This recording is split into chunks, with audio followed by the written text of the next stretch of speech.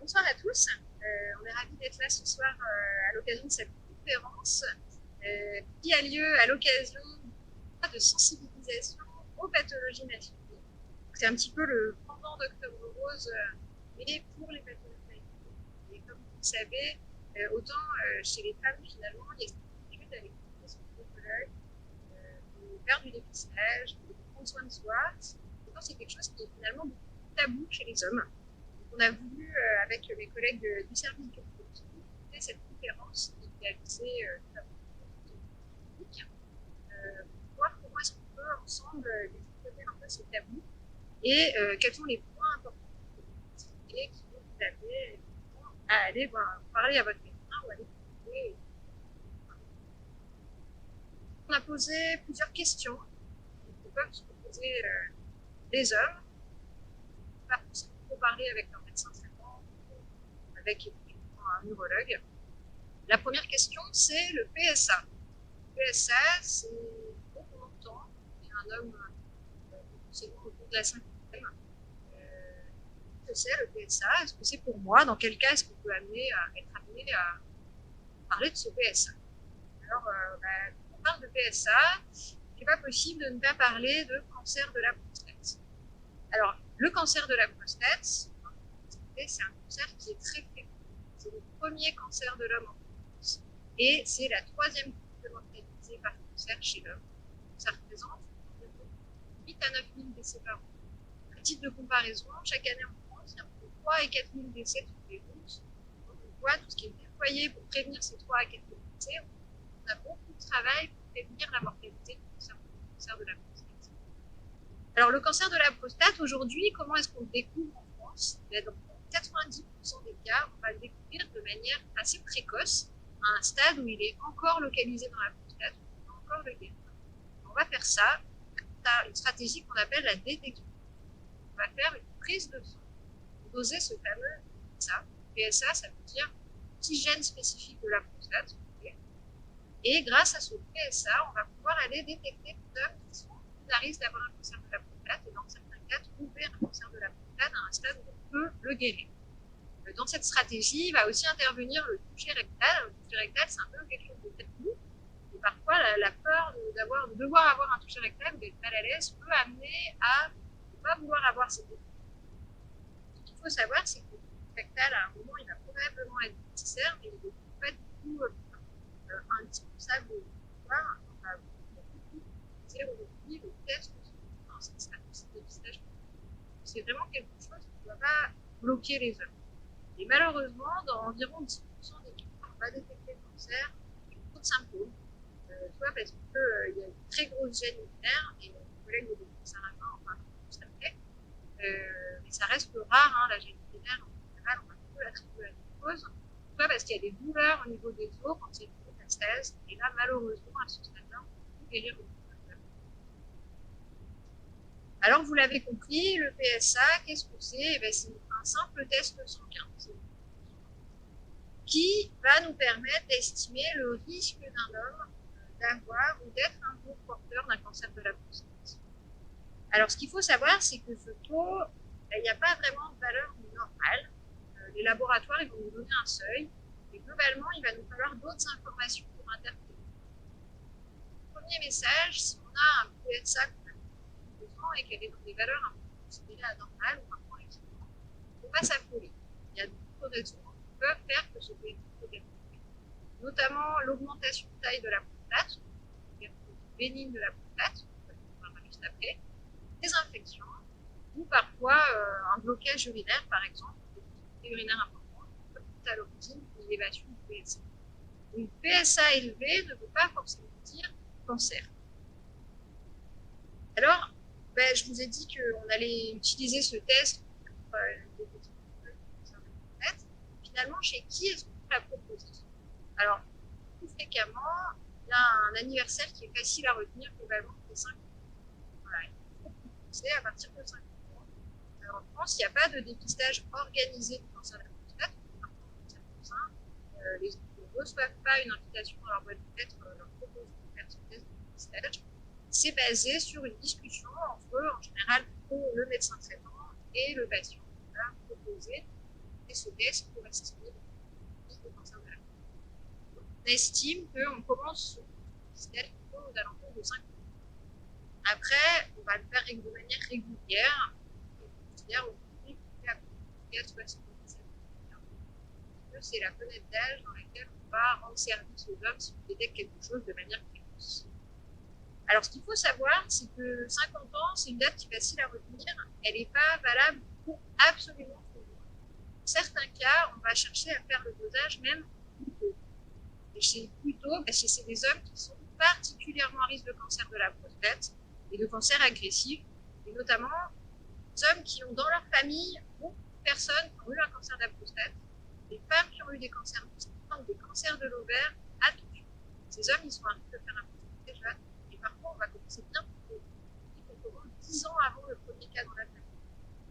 Pareil, si dans la famille il y a une mutation génétique qui est connue, gène de réparation d'ADN et gène TRCA, on connaît l'histoire d'Angelina Jolie qui a eu une ablation inactive des neurones mammaires.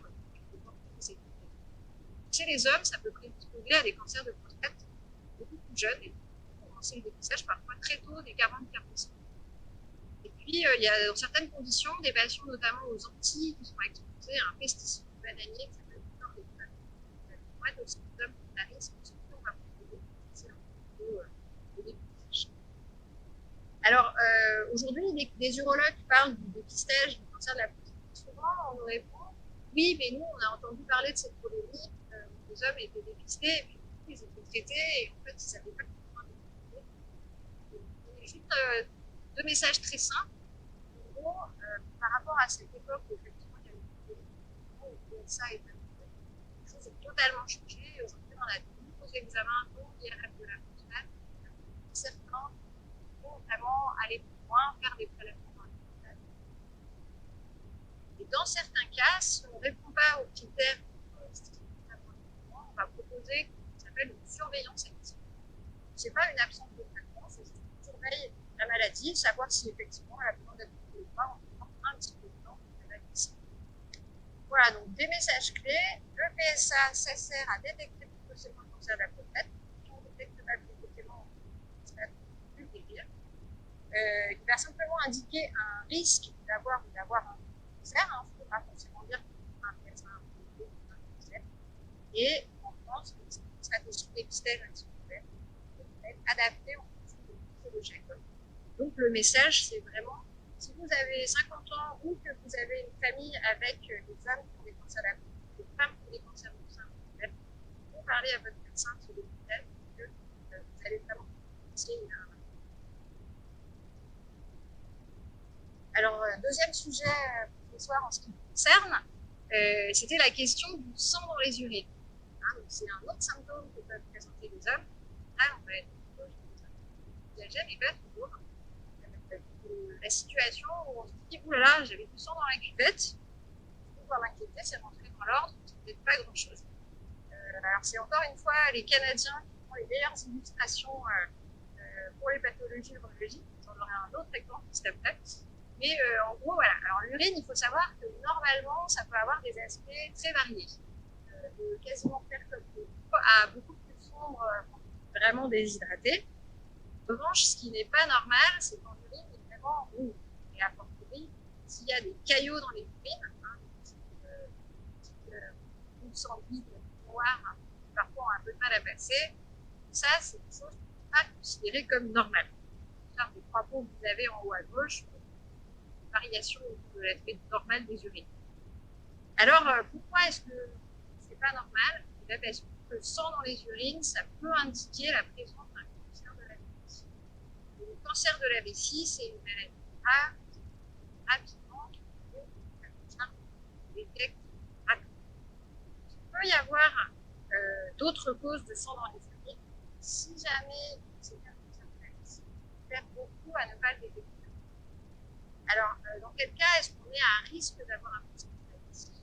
Le cas principal, c'est ou exposé au tabac. On peut faire que soi-même, on travaille par exemple dans un environnement en termes de commencement, on va dans un talent. Il y a un risque. Et il y a certains produits toxiques, parfois qui ont de toxicité émotionnelle, les amis aromatiques, peuvent être des facteurs de potentiel. Aujourd'hui, en général, dans le cas, on est suivi en plus du tabac qui va être facteur de potentiel. Alors, comme je vous ai dit tout à l'heure pour la prostate, en fait, c'est pas toujours un cancer. Du sang dans les urines, c'est pas non plus toujours un cancer, heureusement. Il y a d'autres choses qui peuvent faire apparaître du sang dans les urines, une infection, des calculs, une augmentation de volume de la prostate, parfois peut avoir des grosses veines qui saignent à l'intérieur, un traumatisme, on en a pas mal, et certains médicaments qui sont parfois peuvent compliquer le problème. Globalement, les médicaments, on ne dit jamais que c'est une médication. Même si on prend des médicaments on considère que c'est pas normal d'avoir du sang. Alors des fois, ce qui freine un peu pour aller consulter pour mettre du sang dans les yeux, c'est de se dire oulala, j'ai peur des examens qu'on peut faire qui sont réputés comme très invasifs, très douloureux et puis des prises en charge derrière. Globalement, ce qu'il faut retenir, c'est que si on fait ça, la première étape, c'est souvent de rencontrer un neurologue. Pas mal. Et puis le neurologue va prescrire un bilan en fonction des symptômes, en fonction de l'occupation d'avoir éventuellement des problèmes. En gros, schématiquement, ces examens, ça va être deux scanners, ça va être l'analyse des cellules et ça va être parfois, quasiment toujours, pas systématiquement, une exploration de la vessie sous anesthésie locale par les voies naturelles, avec une cystoscopie. C'est souvent ça l'examen qui fait peur, mais globalement, on ne peut jamais tenter de dramatiser l'examen et c'est un examen qui peut réellement pas vraiment avoir. Donc voilà, pour conclure sur ce sujet du sang dans les urines, un message très simple, avoir du sang dans les urines, ce n'est pas normal. Ça va toujours nécessiter de faire des examens, même une fois, même si c'est passé tout seul, même si on prend un traitement anticoagulant, surtout si on est fumeur, et donc il faut toujours parler à son médecin. Voilà, et donc on a une petite campagne qui concerne la vessie, moi du coup ça va laisser à ce moment-là. Et je vais passer la parole au docteur Patard sur le cancer du testicule. Alors bonsoir, donc on va s'intéresser à un autre cancer exclusivement masculin qui s'intéresse à une population posée puisqu'elle intéresse l'adulte, l'homme jeune. C'est la première cause de cancer chez le jeune. Donc rapidement, qu'est-ce que c'est? Donc c'est une tumeur cancéreuse qui est développée au sein du testicule. Donc sur l'image à droite, on voit il y a une structure qui s'appelle l'épididyme qui sont dans les bourses, et donc les tumeurs développées à ce niveau-là ne concernent pas les cancers du testicule. Dans 95% des cas de tumeurs testiculaires, ce sont des tumeurs qui sont développées à partir des cellules qui vont donner les spermatozoïdes. Et on en a deux grands types sans rentrer dans le détail, qui sont déterminés par l'analyse au microscope, et il y a un pronostic et une stratégie de traitement qui est un peu différente selon le grand type. Donc, comme je vous le disais, les patients qui sont concernés, ce sont les hommes jeunes avec un pic de diagnostic entre 20 et 35 ans. On peut en diagnostiquer avant et après, mais globalement c'est l'intervalle trouve le plus de cas. Ça reste un cancer rare, ça représente 1 à 2% des cancers de l'homme, mais comme je vous disais, la première cause de cancer chez l'homme jeune, et c'est en augmentation sur les 20 dernières années, avec un plus 30 à 40%. Donc les facteurs favorisants qui sont classiques sont par exemple le testicule qui n'est pas descendu dans la bourse, ça s'appelle une cryptorchidie, et ça nécessite une prise en charge à l'âge, dans l'enfance pour descendre ce testicule, diminuer le risque, et surtout, si on ne peut pas revenir à un risque à population normale, au moins surveiller de la bonne manière le testicule. Toutes les causes d'atrophie testiculaire, ça peut être dans le cadre d'un syndrome génétique ou post-traumatique, représentent un facteur de risque également. Des antécédents soit personnels, donc on est à risque quand on a fait tumeur du testicule d'un côté, on risque d'en refaire de l'autre. Et si on a un antécédent familial au premier degré également, il y a probablement des facteurs environnementaux qui seront mis en avant, mais pour l'instant, il n'y a pas de preuves scientifiques, et c'est peut-être ces facteurs qui expliquent l'augmentation sur ces dernières années. Alors, comment on le diagnostique? Donc, vous allez voir après, quand on parle du dépistage, que la cause de consultation, c'est souvent le patient lui-même qui trouve une augmentation de son volume testiculaire, donc il consulte pour cela. Et l'étape clé, ça va être de lui faire une échographie donc testiculaire des deux testicules. Et puisque c'est un très bon examen pour confirmer qu'il s'agit d'une tumeur du testicule et pas de l'enveloppe autour ou de l'épididyme, et que et ensuite on peut apprécier cette tumeur. On va ensuite envoyer le patient faire une prise de sang, puisqu'il y a des marqueurs tumoraux qui aident dans le diagnostic, dans le suivi et dans le pronostic du patient. Et puis le diagnostic final est toujours fait, comme souvent, par l'analyse au microscope de la tumeur. Pour faire un diagnostic du stade de la maladie, on fait un scanner du entier, recherche de lésions à distance. Alors, comment on le traite? Donc, tout d'abord, il y a la petite image du sécos qui est le centre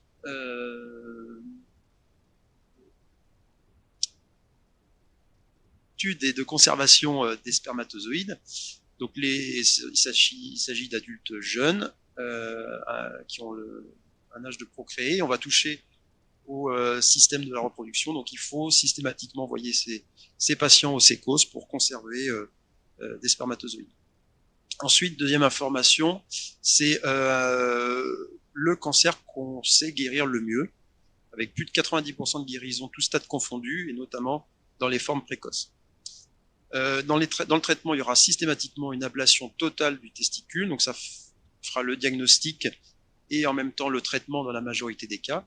Et puis, si les lésions à distance sont retrouvées, on peut associer à ce traitement de la chimiothérapie, de la radiothérapie ou de la chirurgie des ganglions qui sont au niveau abdominal.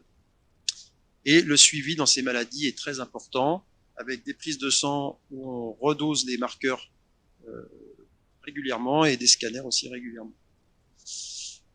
La clé, c'est le dépistage. C'est un dépistage qui est probablement le moins cher, puisqu'il suffit d'apprendre aux jeunes gens à palper les testicules régulièrement.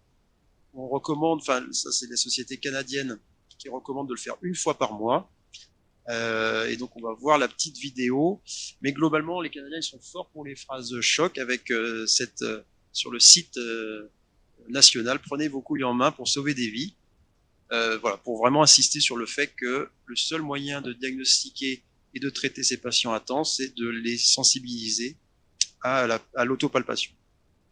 Donc on va passer à la petite vidéo YouTube, également faite par la société québécoise. Bienvenue dans le monde merveilleux des couilles. Énormes ou de taille modeste, touffues ou bien entretenues, les couilles peuvent être de style et de grosseur très variés. Pas d'inquiétude donc si les vôtres ne sont pas tout à fait identiques.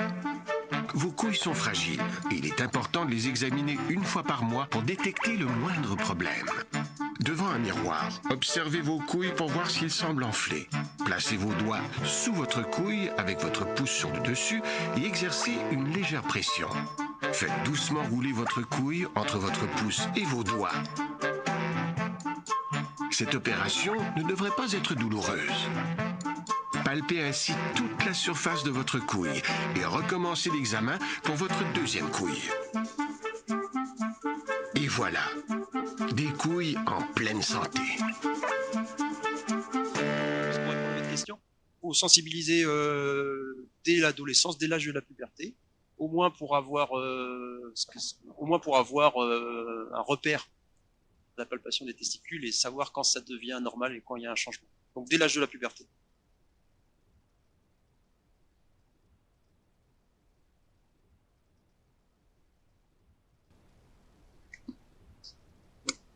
Difficile de passer après ça.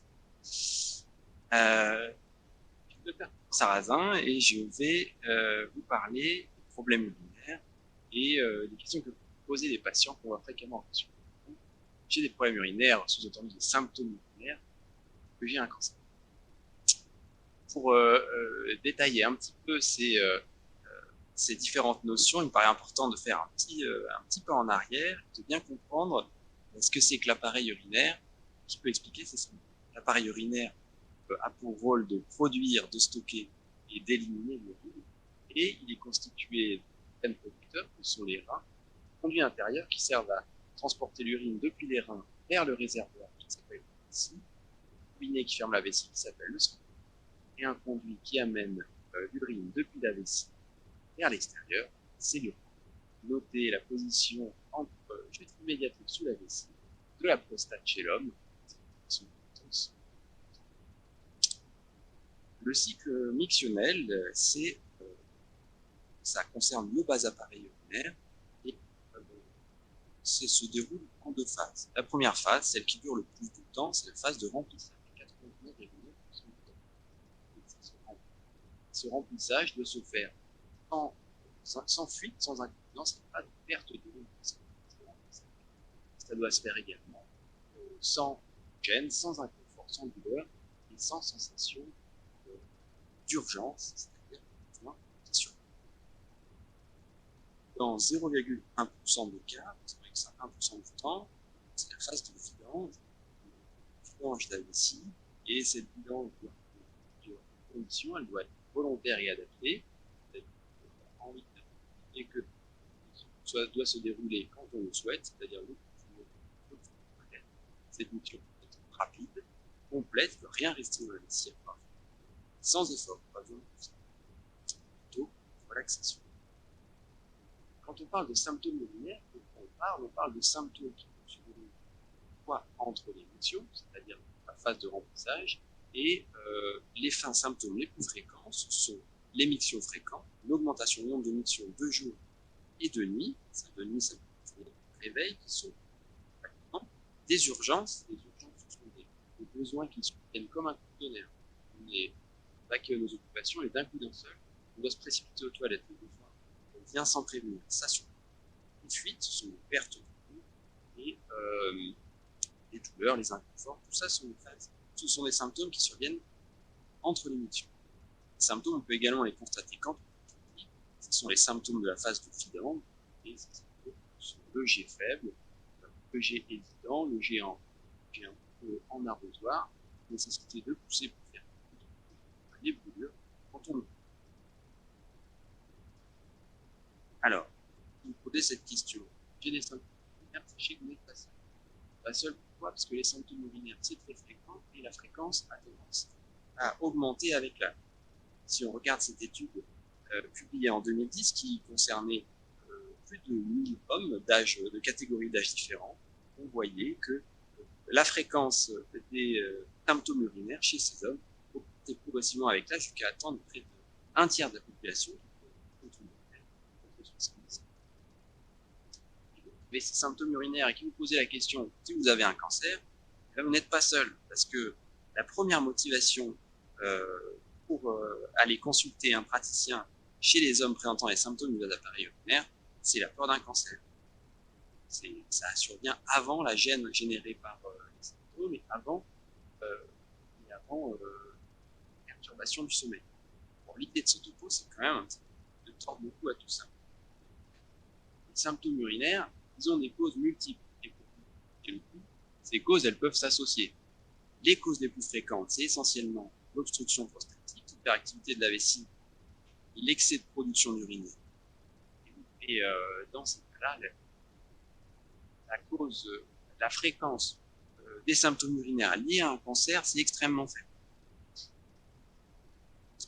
Le rôle de l'urologue, ça va justement être de faire la part des choses entre ces différentes causes de symptômes urinaires pour pouvoir proposer un traitement adapté. Et la consultation avec l'urologue va se dérouler toujours de la même manière, un interrogatoire, idéalement pas comme sur l'illustration, mais généralement le patient garde ses habits. Et cet interrogatoire, il aura surtout trait de bien définir ses symptômes urinaires, et puis on profitera également pour poser des questions sur la vie sexuelle, sur les symptômes sexuels, parce que c'est des choses qui peuvent être qu'on va rechercher chez ces hommes, chez les hommes. L'examen clinique, chez l'urologue, et particulièrement dans ce cas-là, va probablement consister à faire un toucher rectal. Il faut s'y attendre. Et c'est d'examiner la prostate parce que cela va permettre cela va faire un apport diagnostique pour avancer sur la cause des symptômes urinaires. Les autres explorations, c'est essentiellement lors de la consultation, des explorations qui sont basiques. On va mesurer la force du jet urinaire pour voir s'il y a un problème de la vidange objectivée et réaliser une échographie pour voir si la vessie se vide. Et puis c'est possible que l'urologue fasse rentrer à la maison avec des poires à faire, une échographie par un radiologue, une analyse de sang et d'urine, éventuellement des relevés urinaires pour mieux caractériser les symptômes. Quelques petites précisions sur l'hyperplasie bénigne de la prostate. Cette hyperplasie bénigne de la prostate qui reste tout de même chez l'homme la cause la plus fréquente des symptômes du bas appareil urinaire. La prostate, c'est cette glande qui se trouve juste en dessous de la vessie, qui est traversée par l'urètre. Lorsque l'on vieillit et sous dépendance hormonale, cette prostate peut grossir et comprimer l'urètre, entraîner une difficulté d'évacuation de l'urine. C'est de la tuyauterie, c'est ce qui fait les symptômes de la prostate avec des difficultés d'évacuation. Et c'est ce qui peut aussi avoir des conséquences sur la vessie avec une bénigne qui va lutter et s'adapter contre cet obstacle, ce qui peut être responsable des symptômes de la phase de remplissage. Complications de cette hyperplasie bénigne de la prostate, les raisons de s'en occuper, avoir des complications. Ces complications, elles sont la rétention aiguë, soit la rétention aiguë soit la rétention chronique. On vide la vessie, mais bon an mal an, il en reste quand même beaucoup, ce qui peut avoir des conséquences. Le deuxième type, c'est l'infection.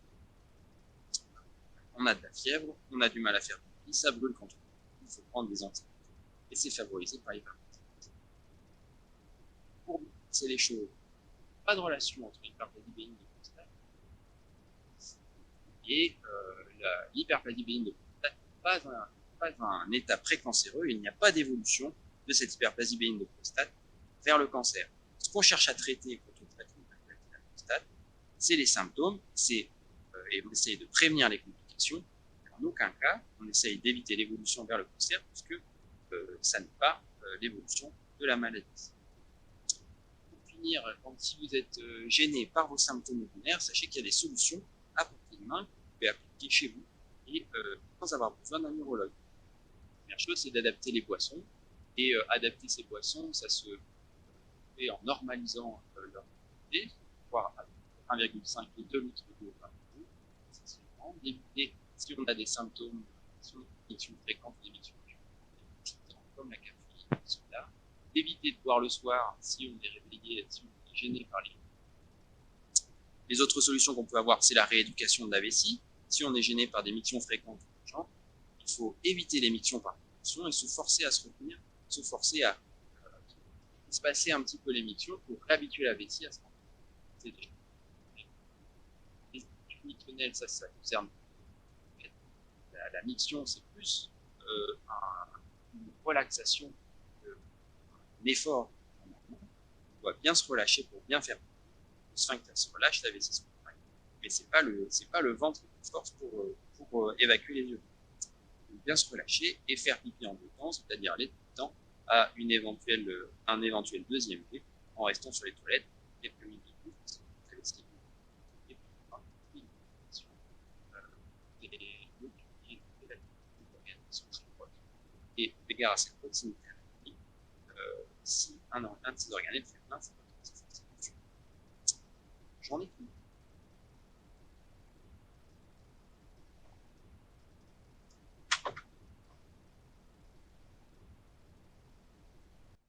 Bonjour à tous, je suis le docteur Lefranc et m'est échue la difficile tâche de répondre à cette question.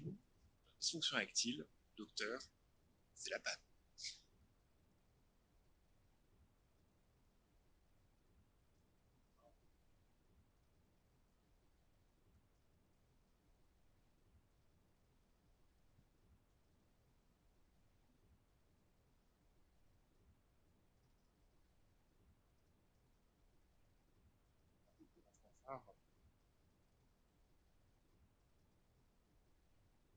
Pas de souci. Merci beaucoup.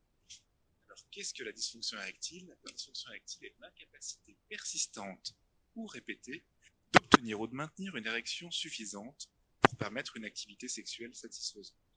On dit souvent qu'il faut que cet état dure plus de 3 mois pour qu'il justifie une consultation en neurologie. Quelques banalités pour commencer. En France, on a à peu près entre 8 et 9 rapports sexuels par mois, soit entre 2 et 3 par semaine, tout âge confondu. On sait que ça diminue un peu avec l'âge. 70% des couples de plus de 70 ans ont encore une activité sexuelle, au moins fréquente. Les problèmes d'érection concernent énormément d'hommes, jusqu'à 2/3, avec une augmentation au fil de l'âge, 21% à 50 ans, le double à 60 ans, et à plus de 70 ans, on est aux alentours de 60-70%. Néanmoins, il y a la moitié des hommes qui ont une dysfonction érectile, que ça dérange pas trop. Je vous ai mis un petit schéma pour les rappels d'anatomie, parce que on se rend compte en consultation que beaucoup d'entre nous ne connaissent pas du tout comment nous sommes faits. Un pénis, c'est 2 corps caverneux. Le corps caverneux, c'est l'éponge vasculaire qui va se gorger de sang au moment de l'érection. Pour cela, il y a des espaces sinusoïdes qui se remplissent une fois que les muscles se relâchent. En dessous, un urètre qui est un corps aussi, lui, spongieux, ainsi qu'une albuginée autour des corps caverneux qui est peu extensible, bien résistante, un petit peu comme la coque d'un paddle qui va permettre d'obtenir une rigidité satisfaisante. Nous, quand on est flaccide, sous influence de l'adrénaline. L'adrénaline, là aussi quand on est stressé. Cette adrénaline, ce système de l'adrénaline va faire une contraction des muscles, et là, impossible que soit se relâche, et donc que le corps caverneux se remplisse de sang. Et ça reste mou. Bien sûr, les veines en périphérie ne sont pas écrasées par l'afflux de sang, et donc le pénis ne peut pas se durcir. Bien sûr, quand ça se rigidifie, relâchement de ces muscles lisses qui ne sont pas sous contrôle autonome, qui ne sont pas sous contrôle spontané, pardon, on ne peut pas les diriger quand l'idée de bande, ça ne marche pas. Les artères vont amener le sang de manière importante à ce moment-là, vont écraser les veines en périphérie et l'érection va se maintenir. Je vous ai mis un petit schéma très succinct pour rappeler par où passent les voies d'activation de l'érection. Ce sont surtout en vert les nerfs qui longent la prostate. Ils ne sont pas tellement dans le pénis, ces nerfs. Ils sont vraiment dans le périnée. Qu'est-ce qui peut causer la dysfonction érectile? Avec les schémas, on se rend compte qu'il y a grandes causes. Les causes vasculaires, l'artère des corps caverneux va être touchée. Les causes neurologiques, les nerfs vont être touchés. Puis à côté, sous contrôle du cerveau, donc les causes psychologiques et de la testostérone. Au niveau des causes vasculaires, le tabagisme, c'est ce qu'il y a de pire. Il faut arrêter de fumer, on le dit, on le répète. Un homme tabagique a environ 2 fois plus de risques qu'un homme non-fumeur d'avoir des soucis d'érection. En deuxième vient le fameux syndrome métabolique avec le surpoids, le diabète, qui va abîmer petit à petit l'artère en mettant des plaques de calcaire à l'intérieur de l'artère. Et certains médicaments, notamment les médicaments pour l'hypertension, les médicaments pour les troubles de psychiatrie. D'un point de vue neurologique, c'est le diabète qui abîme le plus la micro-innervation dans tout le corps, et y compris celle de l'érection. L'alcool, les drogues vont aussi abîmer tout ça. Nous sommes aussi, nous, urologues, pourvoyeurs de lésions neurologiques chirurgicales, notamment quand on enlève des prostates. Attention, pas comme le disait mon collègue le docteur Sarrazin, pour l'hypertrophie, on ne crée pas de dysfonction érectile, et pour le cancer de la prostate, où on est obligé parfois de sacrifier certains nerfs de l'érection. Au niveau des causes hormonales, en vieillissant, on a la testostérone qui baisse dans la plupart des cas, et parfois jusqu'à être trop basse, et entraîner là aussi des troubles de la libido, l'envie d'avoir envie, comme disait Johnny, ou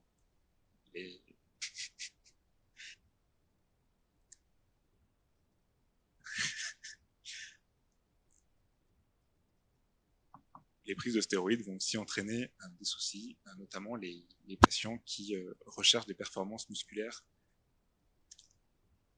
En cause psychologique, on revenait sur l'adrénaline qui va contracter les muscles, et notamment le stress, la dépression, l'anxiété de performance, qui vont entraîner un tas de de contraction, hein, donc l'érection, c'est le relâchement. En bilan complémentaire, quand vous rencontrez un médecin, un urologue, que vous discutez de dysfonction érectile, il ne va pas vous emmerder avec 10 000 examens. Testostéronémie, on a parlé du rôle de la testostérone, est importante, c'est une petite prise de sang. Les patients sont souvent âgés, on profite pour faire le dépistage du cancer de la prostate, le recherche de diabète ou d'anomalies des lipides. Pas besoin d'imagerie, pas besoin d'aller montrer son pénis à la terre entière. Des traitements, il y en a beaucoup. On commence par les traitements tout simples. Ce qui fait peur à tout le monde, c'est « et mon cœur dans tout ça ?» Il y a très peu de contre-indications à la prise de traitement. Surtout quand on a un essoufflement au moindre effort, quand on sait que le cœur il va pas accepter un effort, à imposer un effort sexuel, qui est quand même une activité physique modérée selon l'Organisation mondiale de la santé, pas forcément une bonne idée. Là, on demandera l'avis du cardiologue avant de mettre ce type de traitement. Mais, la plupart du temps, on peut envisager les traitements très rapidement. Le premier traitement, celui qui nous vient tous à l'esprit, le Viagra et ses dérivés, la petite pilule bleue. Il facilite l'érection, ne la crée pas. On prend le médicament, on bande, on prend le médicament, s'il y a stimulation sexuelle, ça fonctionne. Ça permet d'activer les cascades de relâchement des muscles et d'ouvrir les artères. On prend soit tous les jours, il y a deux traitements possibles pour ceux qui n'aiment pas trop calculer leur coût, et ceux qui sont plus à l'aise avec cela et qui préfèrent moins prendre de traitement, préféreront le Viagra qui se prend 1 heure avant globalement. Et le cardiologue dans tout ça, on se dit quand même, dysfonction érectile, cardiologie, mon médecin m'en parle, tout le monde m'en parle. Et effectivement, si on demande à des patients hospitalisés pour un infarctus en cardiologie, est-ce que vous avez eu des soucis d'érection sur ces 3 dernières années? 2 tiers d'entre eux répondront, effectivement, docteur, j'ai pas d'érection depuis 3 ans. Et ça s'explique très facilement. Je vous ai mis un petit dessin de la taille de l'artère du pénis, en bas à gauche, qui fait entre 1 et 2 mm. Une artère coronaire, c'est à peine le double. On imagine que la plaque qui vient boucher une artère du pénis, elle est pas loin de boucher une artère coronaire. Il est évident que le cardiologue est important pour la prise en charge de tous les patients qui ont une dysfonction érectile, mais pas pour les médicaments, pas pour quoi que ce soit, pour leur éviter de faire un infarctus dans les 3 ans qui viennent. 1 tiers des patients qui consultent pour dysfonction érectile qu'un infarctus. Oui, dites-moi. Ça n'a rien à voir avec le traitement. Vraiment, sur l'origine de la dysfonction érectile, l'artère est bouchée à cause du diabète, du tabac, ou que l'artère coronaire n'est pas loin d'être bouchée aussi, donc il y a un risque d'infarctus. Le traitement ne créera pas d'infarctus. Et si on vient d'avoir un infarctus à l'instant, ou si on a ce qui s'appelle un angor instable, c'est-à-dire au moindre effort des douleurs thoraciques, sinon il y a globalement peu de contre-indications. Le Viagra, ça marche bien. Dans 70% des cas, il reste 30% de patients à soigner. Les traitements sont un petit peu plus invasifs, mais finalement, font plus peur que de mal. Ces prostaglandines, on injecte dans le pénis, soit directement dans les corps caverneux, soit en les mettant à travers l'urètre, ont peu d'effets secondaires, et le plus dur, c'est de s'y mettre. Ça fait pas mal. Aucun urologue apprenne à faire. Souvent, le médecin traitant peut prescrire le Viagra. L'urologue reste indispensable pour la suite. Avec ces 2 traitements, le Viagra, la pilule bleue et ces prostaglandines injectables, on traite 99% des gens.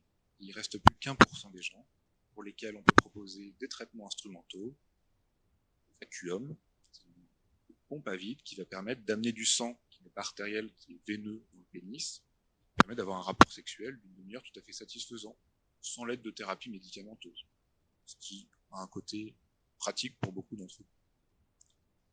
L'anneau pénien peut aussi permettre d'éviter que le sang parte trop vite sur une dysfonction érectile, entraînera de très bons résultats cliniques à la maison.